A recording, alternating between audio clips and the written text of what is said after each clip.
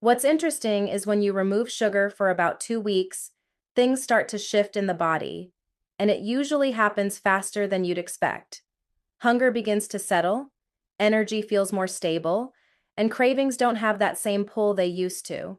You see this a lot in women who feel like they're doing everything right, but still dealing with constant hunger, low energy, or that pull toward sugar at the end of the day. Underneath that, the body has usually adapted to a pattern over time. Every time sugar comes in, blood sugar rises quickly. The body responds by releasing insulin to bring it back down, and that drop is what drives the next craving. Over time, that creates a cycle where things keep moving up and down without really settling.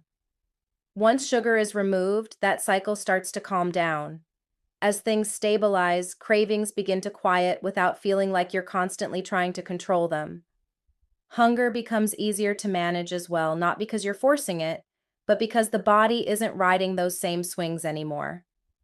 This is where metabolism starts to shift a bit. When sugar is coming in all the time, the body can lose sensitivity to insulin. That's one of the main signals that helps move nutrients into your cells. Over time, fuel is present, but it's not being used efficiently. That's why you can feel tired even after eating. As sugar intake drops, that signaling starts to improve.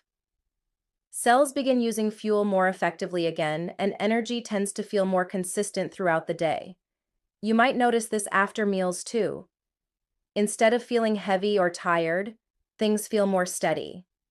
Without those big spikes and drops, the brain doesn't go through the same dip in energy, so focus feels clearer and more stable. Early on, there's often a shift in fluid balance. The body releases stored water in the first few days, which is why people sometimes notice quick changes in how their clothes fit. After that, the body begins to rely more on fat as a fuel source. That's where metabolic flexibility begins to improve. Instead of relying mostly on sugar, the body begins to access stored energy more efficiently. It's a subtle shift, but it changes how the body responds to both food and time between meals. Mood and focus tend to follow that same pattern. When blood sugar is constantly rising and falling, the brain senses it. That can show up as irritability, brain fog, or trouble concentrating. As things level out, mental clarity usually comes back, and everything feels more even overall. This is something many women don't expect. They assume removing sugar will feel restrictive. What often happens instead is that things start to feel easier once the body isn't being pushed through those constant highs and lows. You may also notice changes in inflammation and skin.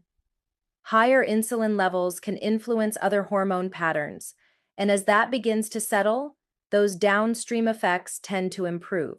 That's where people notice less stiffness, less joint discomfort, and a greater sense of ease in the body.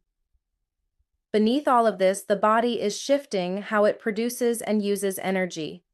It's moving away from constant reliance on sugar and toward more stable fuel sources. That transition can take a few days, but once it starts, energy production becomes more consistent. Over time, this also affects the liver. When excess sugar is constantly coming in, some of it gets stored as fat. As intake drops, the body starts using that stored energy, which is where deeper metabolic changes begin to happen. This also connects to midsection weight. What many women notice there is often tied to these underlying patterns, not just calories. When you step back, this is really about restoring communication in the body.